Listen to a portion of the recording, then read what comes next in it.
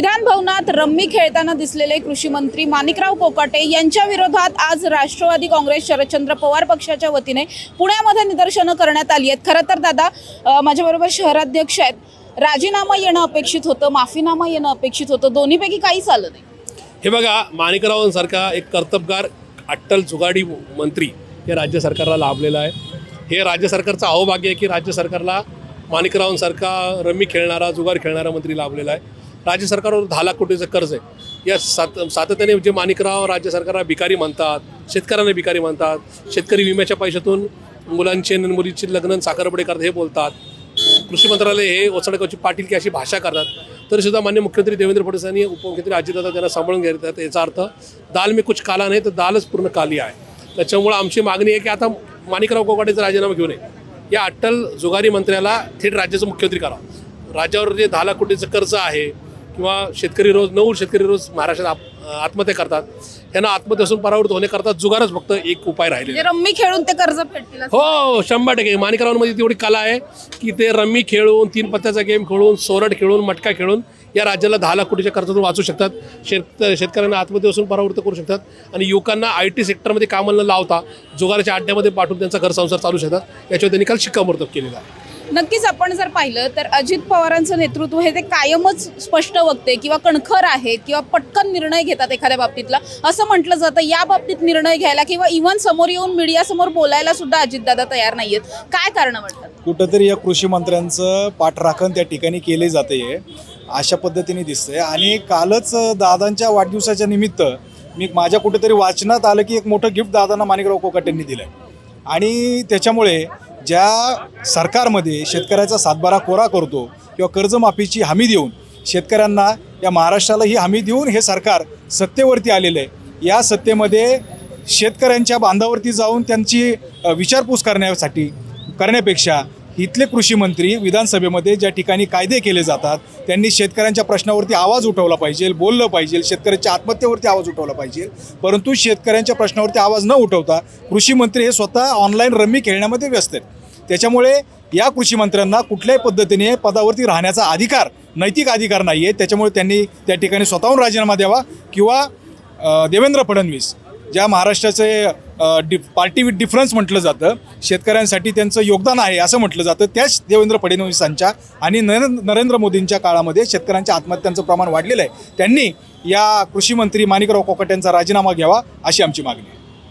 ताई, ज्या विधान भवनामध्ये अशा पद्धतीच्या ऑनलाईन जुगारांविषयी बोललं जातं, प्रश्न उपस्थित केले जातात, यामुळे कित्येक लोक सायबर फ्रॉडमध्ये अडकतायत असं म्हटलं जातं, त्याच विधान भवनात बसून त्याच सरकारचे मंत्री अशा पद्धतीने रम्मी खेळतात आणि वर म्हणतात की मी केवळ स्किप करायला गेलो होतो, ते ॲप्लिकेशनची ॲड आलेली होती, 42 सेकंद मला लागले खरं तर स्किप करायला। किती उडवाउडवीची उत्तरं वाटतात? ॲक्च्युली हे सगळं फ्रॉड आहे। स्किप करायला हार्डली 1 सेकंड लागतो, ते पॉपअप वगैरे काही नव्हतं, प्रॉपर ते खेळतात, आपल्याला रम्मीचा गेम ते पत्त्यावर पत्ते लावतात हे दिसत होतं। सगळ्यात प्रथम तर मला निषेध करूशी वाटते आणि तळमळतेने महाराष्ट्राबद्दल चिंता वाटते की ज्या नेत्याला आपण निवडून देतो तो नेता एक आयडियल असतो आणि त्या मताचं कसं फ्रॉड झालेलं आहे सर्व स्पष्टीकरण आपल्याला विधान भवनात दिसतं आहे। विधान भवन ही जागा जिथे सर्वसामान्यांचे प्रश्न मांडले जातात आणि त्याच्यावर सोल्युशन काढलं जातं, ही ती अगदी रिस्पेक्टिव्ह आदरपूर्वक अशी जागा आहे। पण तिथे आपला रिप्रेझेंटेटिव्ह नेताच जर पत्ते खेळत असेल आणि रमी खेळत असेल तर याच्यासारखा निषेध आजपर्यंत मी म्हणते की इतके अधिवेशन झाले पण इतक्या तळागाळापर्यंत निषेध कधीच झालेला नाही आहे। त्याच्यामुळे त्यांनी खरं माणिकरावांनी स्वतःहून राजीनामा दिला पाहिजे, कारण की पूर्ण महाराष्ट्रभरातून त्यांच्याबद्दलच्या प्रतिक्रिया येत आहेत आणि आपण काय काम करतोय, आपल्या कामाची पावती जर जनता अशी देत असेल तर त्यांना स्वतःला ते शेमफुल वाटलं पाहिजे आणि त्यांनी मुख्यमंत्र्यांनी सुद्धा त्यांचा राजीनामा तातडीने घेतला पाहिजे। कारण आम्हाला असे नको आहेत, आम्हाला आमदार खासदार असे नको आहेत की जे आमच्या मतांची खेळतायत आणि आमचे प्रश्न तर काही सुटत नाही आहे। रोजगार वाढलेला आहे, प्रत्येक महिन्याला शेतकऱ्यांच्या ज्या हत्या प्रकरण किंवा त्यांचे जे बळी जातात हा रेशो पूर्ण वाढलेला आहे। महिला सुरक्षित नाही आहेत, आज 43,000हून जास्त महिला मिसिंग आहेत, म्हणजे विकास कामाच्या नावाखाली 0 असं त्यांचं पर्सेंटेज आहे। विकास काम काही होत नाही, हे बाकी सगळे सीन क्रिएट करतात ती लोक। एकीकडे आपण बघतोय की बरेच असे ॲक्टर्स आहेत ज्यांना अशा पद्धतीच्या कुठेतरी ज्या जाहिराती केलेल्या आहेत त्यांना नोटिसा पाठवण्यात आलेल्या आहेत, त्यांच्यावरती कारवाई सुरू आहे. दुसरीकडे याच सरकारचे मंत्री मात्र विधान भवनात बसून रम्मी खेळताना दिसतात. म्हणजे जाहिरात केलेल्यांना नोटीस आणि खेळणाऱ्यांना काहीच नाही असं वाटतं. मुळात मला असं वाटतं की माणिकराव कोकाटे हे अतिशय लाडके मंत्री आहेत, अजितदादांचे पण आणि मुख्यमंत्र्याचे. आणि दुसरी गोष्ट, विधिमंडळात पावसाळी अधिवेशन चालू असताना जिथे सामान्य जनतेचे प्रश्न मांडण्याची गरज आपल्या मंत्र्यांनी असते किंवा ज्या त्या खात्याच्या मंत्र्यांनी असते, आणि महाराष्ट्रात शेतकरी आत्महत्येने उच्चांक गाठलेला असताना त्या शेतकऱ्यांचे प्रश्न मांडण्याच्या ऐवजी पावसाळी अधिवेशन जे वर्षातून एकदा होतं त्या ठिकाणी बसून त्या शेतकऱ्यांचाच कृषी मंत्री जर रम्मी खेळत असेल तर तो व्यक्ती म्हणून किती निर्ढावलेला आहे किंवा कार्यपद्धती त्यांची कशा पद्धतीने खराब झालेली आहे किंवा माणुसकीही त्यांना राहिलेली नाही किंवा शेतकऱ्यांच्या प्रश्नाबद्दल त्यांना किंचितसा सुद्धा म्हणतो ना आपण की लवलेश सुद्धा त्यांना वाटत नाही की शेतकरी आत्ता किती चिंतेत आहे किंवा किती त्रासात आहे. आणि त्या ठिकाणी विधिमंडळ हे आमच्यासाठी तर मंदिरच असतं, कारण तिथे ना सगळ्या जनतेचे प्रश्न सोडवले जातात.